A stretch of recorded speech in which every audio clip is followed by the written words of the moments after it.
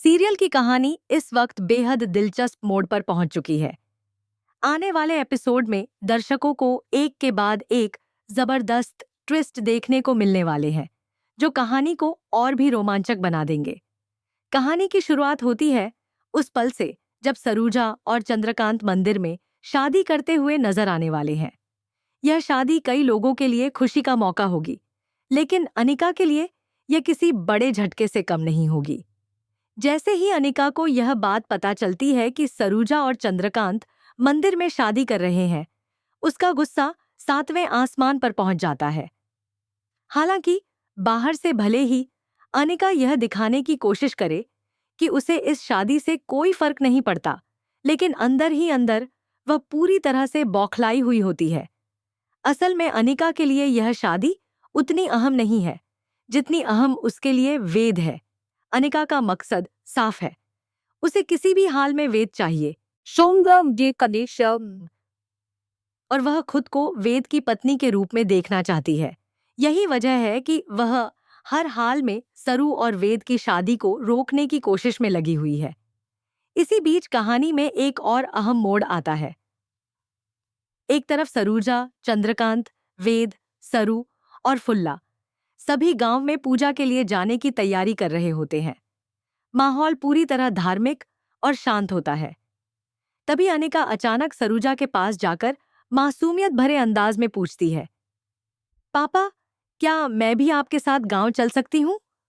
सरूजा बिना किसी शक के तुरंत कह देती है, हाँ हाँ, क्यों नहीं, तुम भी चल सकती हो। सरूजा की इस हामी के बाद अनिका के चेहरे पर हल्की सी मुस्कान आ जाती है, क्योंकि उसके दिमाग में पहले से ही एक चाल चल रही होती है। थोड़ी ही देर बाद अनिका अपनी अगली चाल चलती है।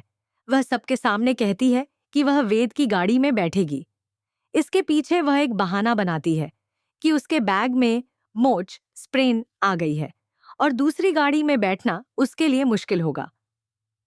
वह यह भी कहती है कि वेद की गाड़ी ज्यादा कंफर्टेबल है, इसीलिए वही उसके लिए सही रहेगी। अनिका यह बात इतनी चालाकी से कहती है कि किसी को भी उस पर शक नहीं होता, लेकिन वह जानती है कि इस बात के लिए उसे सरू की इजाजत लेनी होगी। इसलिए वह सरू के पास जाकर पूछती है, मैं वेद की गाड़ी में बैठ जाऊं, आपको कोई प्रॉब्लम तो नहीं है ना? सरू हमेशा की तरह सादगी और समझदारी दिखाते हुए कह देती है, हाँ हाँ, दायंग बुद्धि दे पाए तुम बैठ सकती हो। सरू की यह बात सुनकर अनिका को लगता है कि उसका प्लान अब कामयाब होने वाला है, लेकिन वह यह नहीं जानती कि सरू उसके पूरे प्लान को पलटने वाली है। जैसे ही सभी लोग गाड़ियों की तरफ बढ़ते हैं, सरू चुपचाप एक बड़ा दांव खेलती है। वह सरूजा और चंद्रकांत को वेद वाली गाड़ी में बैठा देती है और खुद दूसरी गाड़ी में वेद के साथ बैठ जाती है। सरू का यह कदम अनिका के लिए किसी बड़े झटके से कम नहीं होता। उधर जैसे ही चंद्रकांत गाड़ी चलाने के लिए आता है, अनिका हैरानी और गुस्से के साथ पूछती है, पापा, आप यहाँ क्या कर रहे हैं? यहाँ तो वेद आने वाला था ना, वही गाड़ी चलाएगा। इस पर चंद्रकांत बड़े ही आराम से जवाब देता है, वेद ने मेरी गाड़ी ले ली है। उसने कहा है कि हम लोग इसी गाड़ी में आराम से चले जाएंगे। चंद्रकांत की यह बात सुनते ही अनिका का चेहरा उतर जाता है। उसे समझ आ जाता है कि उसका प्लान फिर से फ्लॉप हो गया है। एक के बाद एक उसकी सारी चालें नाकाम होती जा रही हैं और यही बात उसे अंदर से और ज्यादा गुस्से से भर देती है।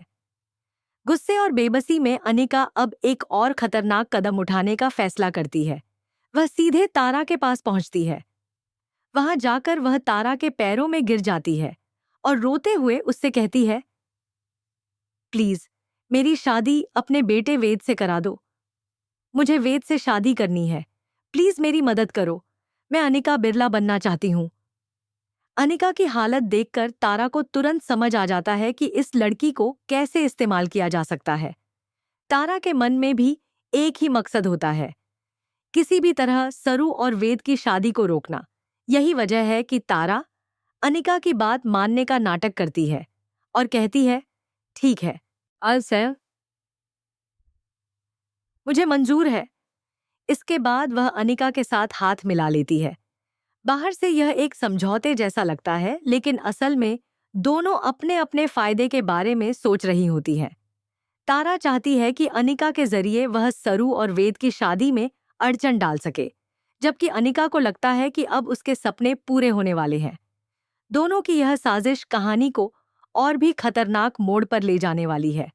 अब आने वाले एपिसोड में देखना बेहद दिलचस्प होगा कि क्या सरू और वेद को इस साजिश की भनक लग पाएगी या नहीं। क्या इस बार वे तारा की असलियत सबके सामने ला पाएंगे, या फिर तारा और अनिका का प्लान कामयाब हो जाएगा। सबसे बड़ा सवाल यही है कि क्या क्या वेद को इस बार अपनी मां तारा को माफ करना चाहिए, या फिर उसे उसके कर्मों की सजा मिलनी चाहिए। इन सभी सवालों के जवाब जानने के लिए जुड़े रहिए सीरियल के आने वाले धमाकेदार एपिसोड के साथ। आपको यह आने वाला ट्विस्ट कैसा लगा, हमें कमेंट बॉक्स में जरूर बताएं। ऐसी ही लेटेस्ट और एक्साइटिंग अपडेट्स के लिए हमारे चैनल को सब्सक्राइब करना ना भूलें।